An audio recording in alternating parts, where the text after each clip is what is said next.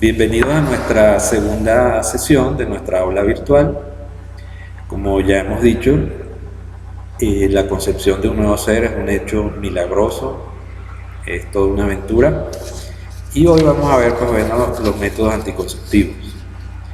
Sabemos que el mandato de la naturaleza es que óvulo y espermatozoide se encuentren, se unan para dar origen a ese nuevo ser, multiplicándose las células en una explosión de vida indetenible.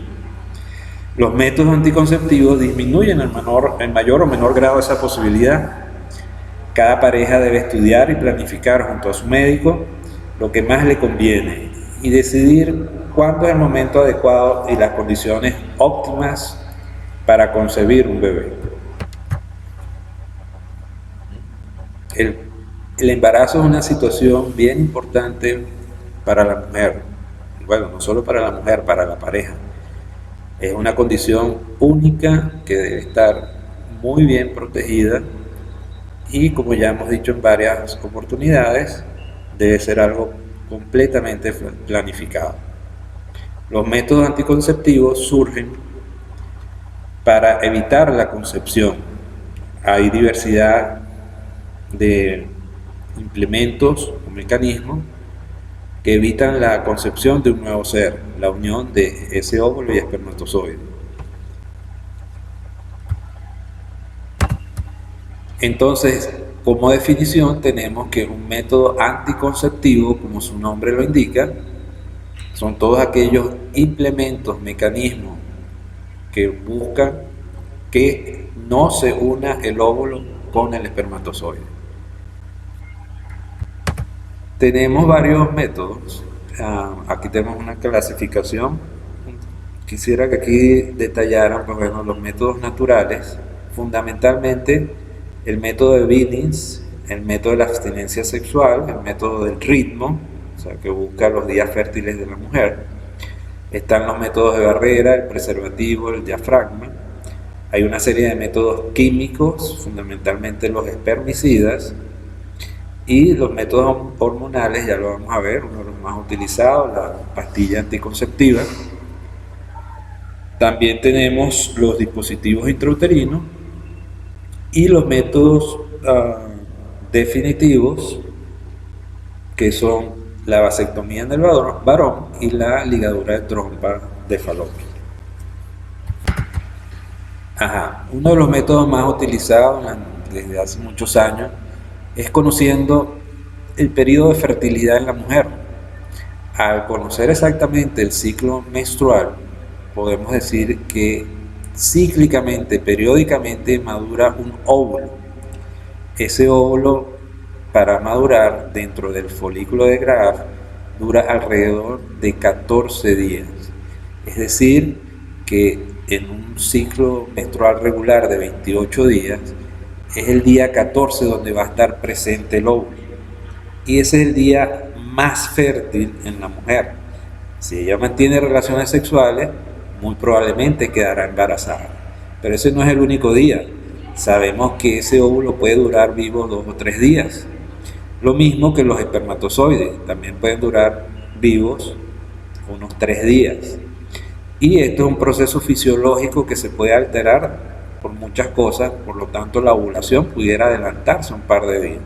Entonces se habla de un periodo fértil que va aproximadamente desde el día 9 del ciclo menstrual hasta el día 17º. Ese es el periodo más fértil de la mujer.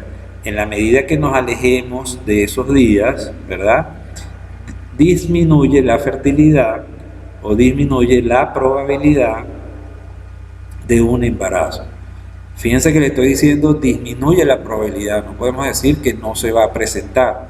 Acordémonos que el ciclo menstrual es un mecanismo fisiológico hormonal que puede alterarse por muchísimas razones.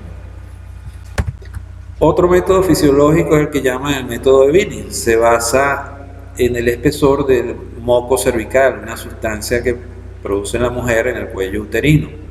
Una sustancia que es muy fluida el día de la ovulación. En el cuello uterino hay una serie de glándulas que producen este moco cervical, ¿verdad?, que para el día de la ovulación es como clara de huevo.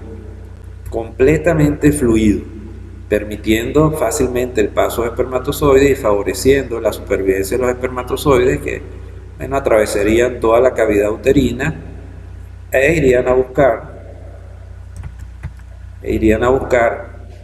el óvulo que está presente, el óvulo que sale del ovario, lo atrapa la trompa de falopio, ¿verdad? Y los espermatozoides ascienden por cavidad uterina en búsqueda de ese óvulo.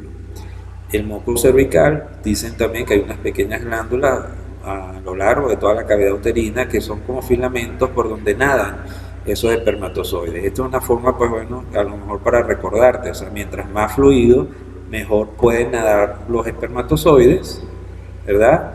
Y esos son los días más fértiles en la mujer. La mujer adulta que ya ha tenido relaciones sexuales fácilmente puede tomar una muestra de ese moco cervical y si es completamente espeso o seco, pues bueno, sabe que son sus días no fértiles. En la medida que hay mayor fluidez, es mayor, pues bueno, la fertilidad. Aquí podemos ver, como dije antes, pues bueno, en todos los sitios donde se trata de colocar barreras para que ese espermatozoide no llegue a unirse con el óvulo que viene por aquí, atrapado por la trompa de falopio, y espermatozoide que es depositado en el fondo de la vagina, prácticamente succionado por el cuello uterino y bueno, que se divide en ambas trompas. Hay numerosos pues, mecanismos para evitar ese encuentro. Otro grupo pues de anticonceptivos son los métodos de barrera. Pues. El método de barrera más comúnmente utilizado es el preservativo condón, esa funda de látex que se coloca en el pene en erección y que tiene un pequeño saquito donde se van a depositar los espermatozoides, el líquido seminal. Esto pues bueno tiene una serie de ventajas, pero también una serie de desventajas. Son muy accesibles entre sus ventajas, relativamente económicas, fácil de usar, no necesitan prescripción médica. Después de abandonar su uso se recupera inmediatamente la fertilidad. Pero entre las desventajas, algunas parejas lo consideran que son inadecuados, disminuyen la sensación sexual, es necesaria una buena colocación para que su efectividad sea alta. Y bueno, una cosa que es bien importante, se ha hecho mucha publicidad del preservativo como prevención de las enfermedades de transmisión sexual. Esto no necesariamente es así, pues, o sea, las enfermedades de transmisión sexual pueden darse muchas veces aún utilizando un preservativo condón. Ciertamente puede disminuir la probabilidad, pero esta sigue estando presente.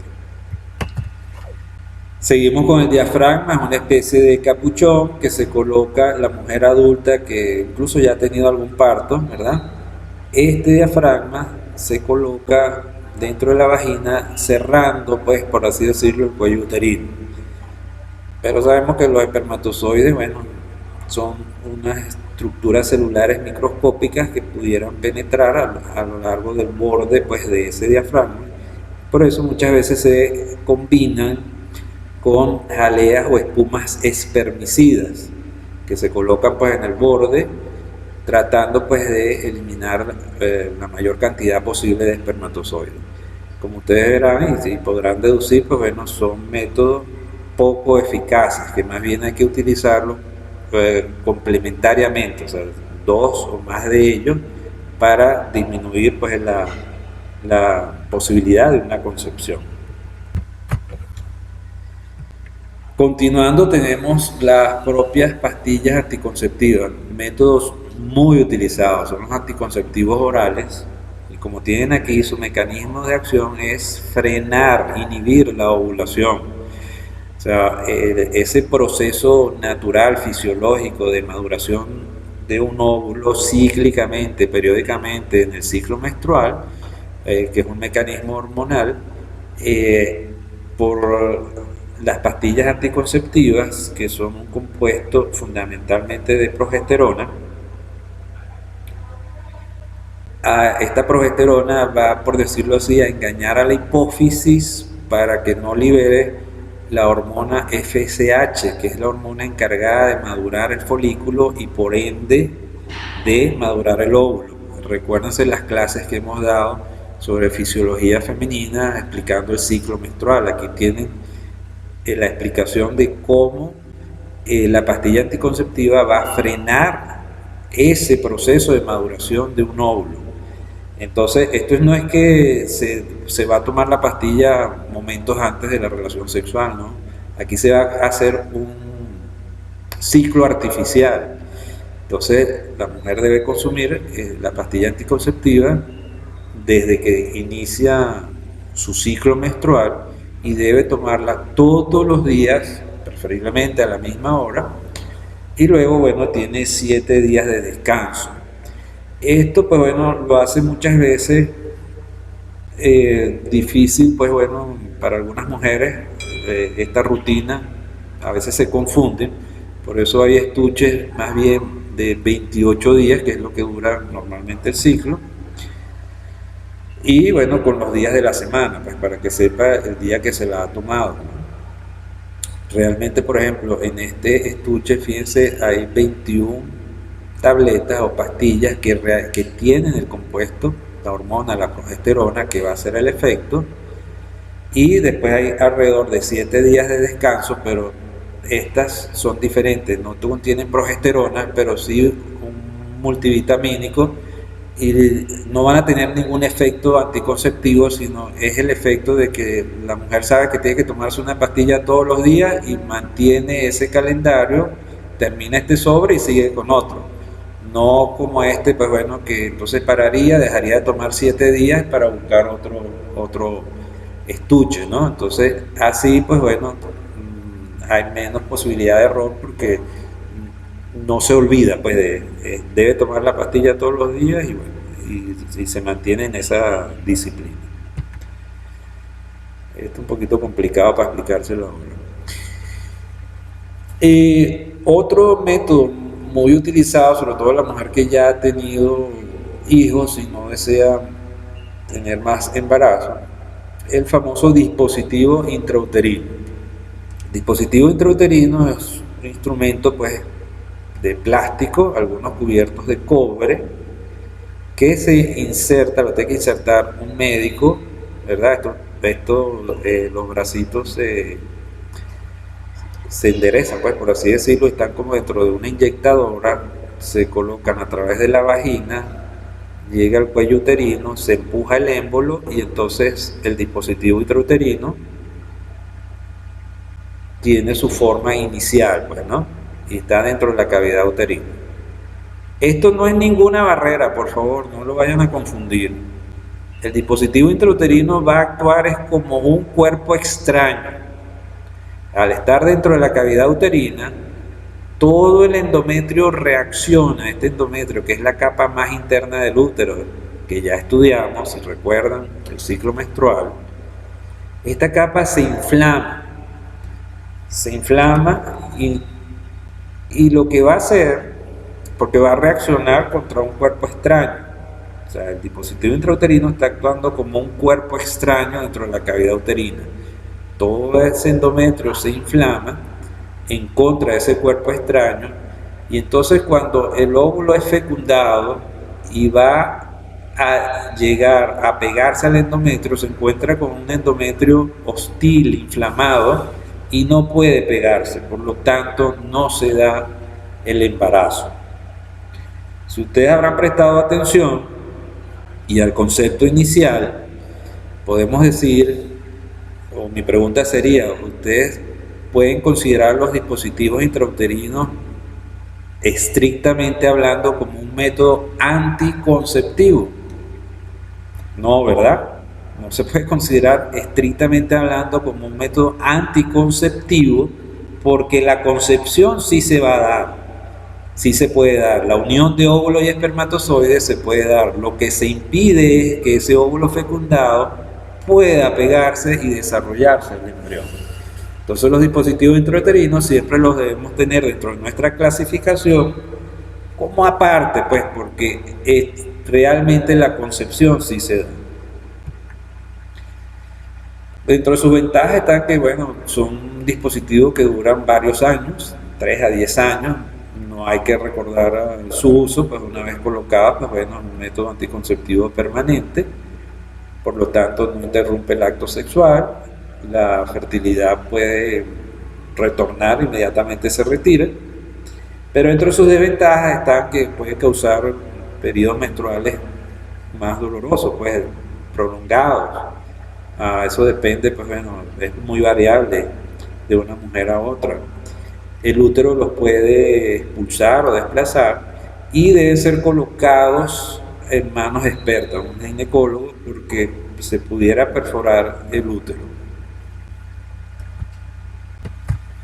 Por último tendríamos los métodos definitivos, una pareja que ya tiene su familia completa, ya decide pues bueno que no van a tener más hijos. Existe pues la posibilidad de una intervención quirúrgica. En la mujer es la ligadura de trompas de falopio. Como su nombre lo indica, pues bueno, simplemente se va a ambas trompas de falopio que ven aquí, se van a cortar y ligar de manera que el óvulo expulsado por el ovario que viene por aquí no puede unirse al espermatozoide que fue depositado en vagina, que cruzó toda la cavidad uterina y viene por aquí, y no hay el encuentro de óvulo y espermatozoide, porque está cercenado, pues el camino está bloqueado, está suturado en la ligadura de trompa de falopio. Lo pueden ver aquí, ¿no? Por supuesto, se cortan ambas trompas de falopio. Esta intervención quirúrgica también se da en el varón, se llama vasectomía, a diferencia de lo que muchos varones creen, es una intervención mucho más sencilla que en la mujer, porque bueno, se abre el escroto, se localiza el cordón espermático y dentro del cordón espermático el conducto deferente, ¿verdad?, que es por donde van a viajar los espermatozoides formados en los testículos, acumulados en el epidídimo. Ellos van haciendo su recorrido, pero no tienen este obstáculo, ¿no? La vasectomía tiene que cortar ambos conductos deferentes. Perdón, aquí. Tiene que cortar ambos conductos deferentes y el hombre, pues bueno, va a tener su eyaculación sin espermatozoides, para expulsar líquido seminal sin los espermatozoides. Esa es la vasectomía, se debe considerar como algo definitivo en el varón. Entonces, bueno, en resumiendo, pues bueno, tenemos varios métodos anticonceptivos, algunos poco seguros, como son los métodos fisiológicos, o sea, el método del ritmo, de calendario, como ven aquí. El de las sustancias químicas espermicidas, ¿verdad? Relativamente seguro los métodos de barrera, el diafragma, el preservativo. Bastante seguro la pastilla, la hormonal, pues, o sea, los métodos hormonales, la píldora anticonceptiva, también viene en forma de inyecciones.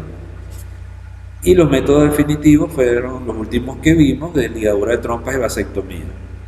Bastante seguro, pero como un capítulo aparte, pues porque la concepción sí se da, los dispositivos intrauterinos.